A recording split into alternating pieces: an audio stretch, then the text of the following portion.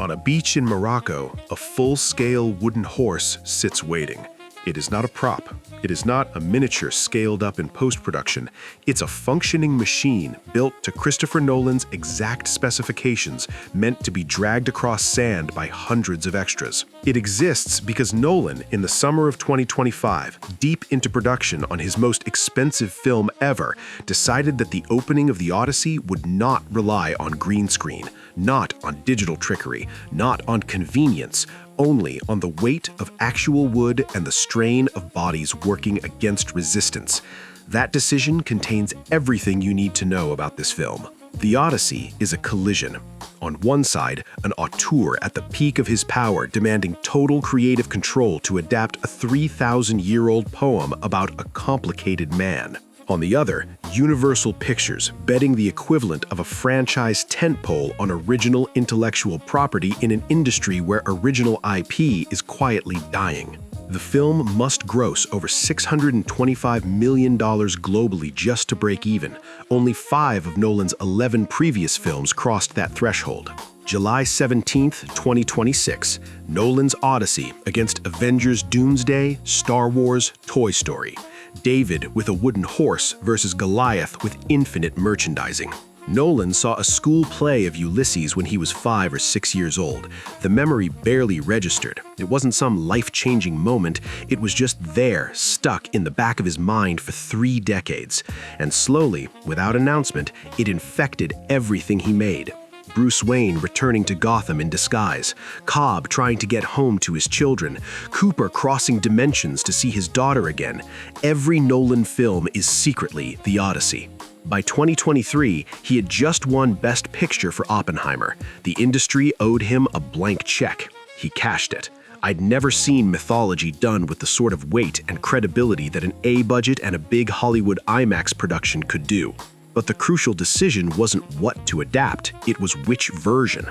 Nolan chose Emily Wilson's translation deliberately, the one that begins, "Tell me about a complicated man," the one that refuses to romanticize Odysseus's cunning as heroic, that foregrounds slavery and marital power dynamics, that makes readers uncomfortable. Wilson's Odyssey isn't an adventure, it's a reckoning.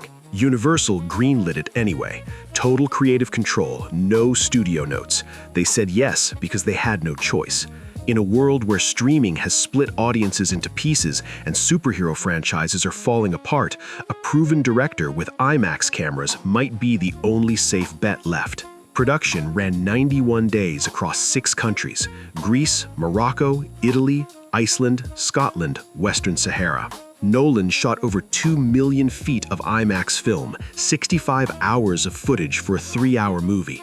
Matt Damon, playing Odysseus, described the shoot like it was a war. Quote, "Every location on this movie would have been the toughest location on any film I've ever done. Every day of shooting would have been the toughest day of shooting on any other movie." Nolan demanded real. Real ocean, real weather, real suffering. Damon was forced to grow an actual beard, Nolan's non-negotiable requirement. The cast spent months on a reconstructed Viking ship named the Draken, rowing across Atlantic waters in sideways rain on black sand beaches through volcanic terrain.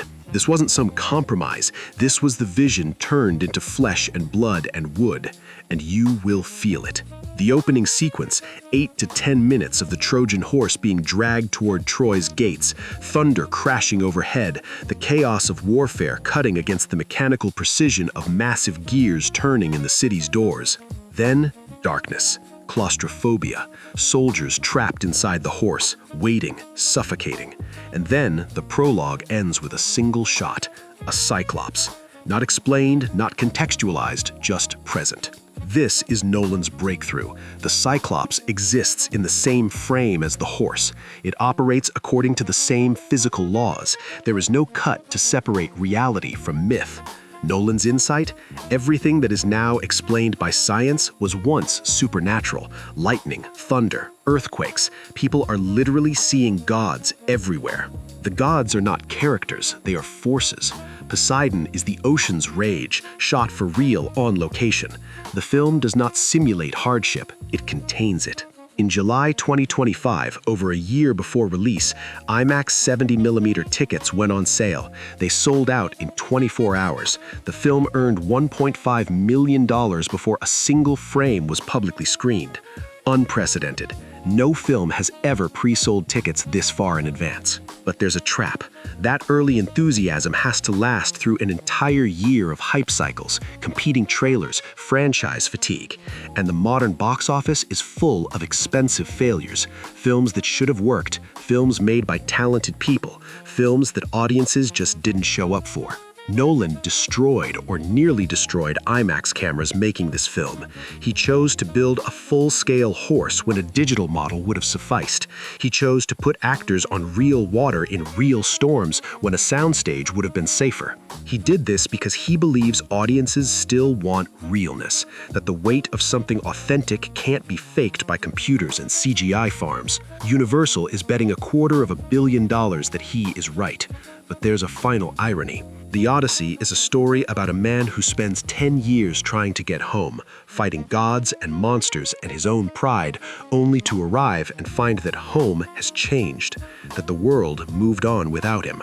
Nolan has spent 30 years making blockbusters that audiences trusted. He returns now with his most personal vision, his wooden horse, his refusal to compromise. The world may have moved on without him. In 7 months, we will know if Nolan understood the hunger, or merely the hunger of a dwindling audience watching a digital age collapse around them. We will know if authenticity can compete with franchises, if IMAX intimacy can carry a 3-hour epic, if ancient poetry is box office poison or box office revolution. But perhaps the real question isn't about success or failure.